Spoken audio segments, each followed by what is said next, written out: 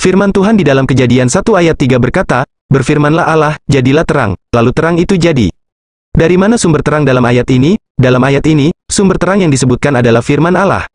Ayat tersebut menggambarkan suatu kejadian di dalam kitab Kejadian di Alkitab, ketika Allah menciptakan terang dengan perintahnya sendiri. Ayat ini adalah bagian dari narasi penciptaan di mana Allah menciptakan segala sesuatu, termasuk cahaya dan kegelapan. Ketika Allah berfirman, "Jadilah terang," terang itu langsung ada. Ini menunjukkan kuasa dan otoritas Allah untuk menciptakan dan mengendalikan alam semesta, termasuk cahaya dan sumber-sumbernya.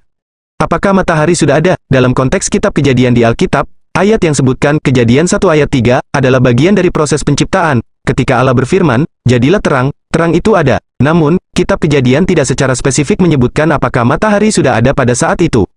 Namun, dalam ayat-ayat berikutnya, terutama Kejadian 1 ayat 14-19, Allah menciptakan matahari, bulan, dan bintang pada hari keempat penciptaan. Jadi, menurut urutan penciptaan yang disajikan dalam kitab Kejadian, matahari muncul setelah terang diciptakan pada hari pertama. Namun, penting untuk dicatat bahwa kitab Kejadian adalah karya sastra religius yang menggunakan bahasa metaforis dan alegoris untuk menyampaikan pesan teologis, bukan catatan sejarah atau ilmiah yang rinci tentang proses penciptaan alam semesta. Dalam konteks ilmiah, matahari dan sistem tata surya telah terbentuk jauh sebelum bumi. Bagaimana pandangan tokoh-tokoh teologi tentang ayat ini? Pandangan tokoh-tokoh teologi tentang ayat Kejadian 1 ayat 3 dapat bervariasi tergantung pada latar belakang teologis dan interpretasi mereka. Berikut adalah beberapa pandangan yang mungkin diungkapkan oleh beberapa tokoh teologi terkenal. Tertullianus, seorang teolog awal dari abad kedua dan ketiga, mungkin melihat ayat ini sebagai bukti kekuasaan dan kuasa Allah untuk menciptakan segala sesuatu, termasuk cahaya. Baginya, firman Allah yang memerintahkan terang untuk ada menunjukkan sifat dan keberadaannya yang ilahi. Santo Agustinus dari Hippo, seorang teolog Kristen abad keempat, mungkin memandang ayat ini dalam konteks teologis dan filosofis. Baginya, terang yang diciptakan oleh Allah dapat melambangkan kebenaran dan pencerahan rohani, dan firman Allah adalah sumber segala terang. John Calvin, seorang teolog reformasi abad ke-16, mungkin melihat ayat ini dalam kerangka teologis doktrin sola scriptura, yang berarti firman Allah adalah satu-satunya otoritas dalam ajaran dan keyakinan Kristen. Bagi Calvin, ayat ini menegaskan kuasa Allah untuk menciptakan dan mengendalikan alam semesta melalui firman-Nya.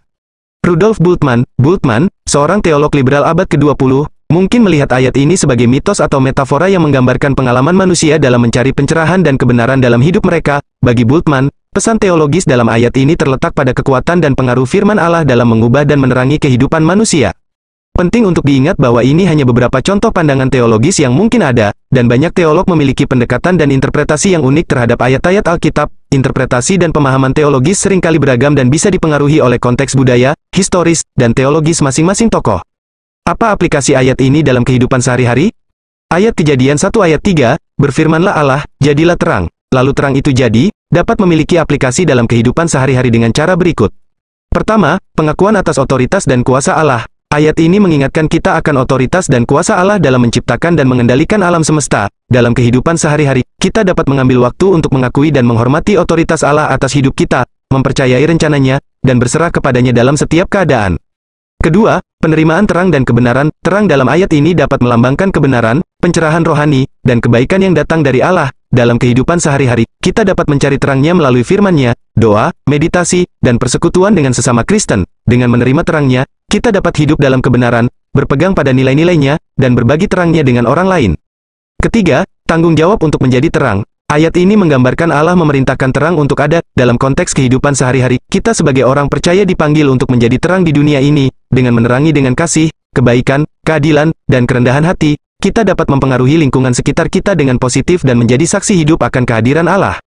Keempat, membangun hubungan dengan Allah. Firman Allah merupakan sarana di mana Allah berbicara kepada kita. Ayat ini mengingatkan kita untuk mendekatkan diri kepada Allah melalui pembacaan dan studi Alkitab, berdoa, dan mendengarkan firman-Nya. Dalam kehidupan sehari-hari, kita dapat mengutamakan waktu untuk merenungkan dan mengamalkan ajaran-Nya, sehingga memperdalam hubungan kita dengan Allah dan memperoleh pencerahan-Nya.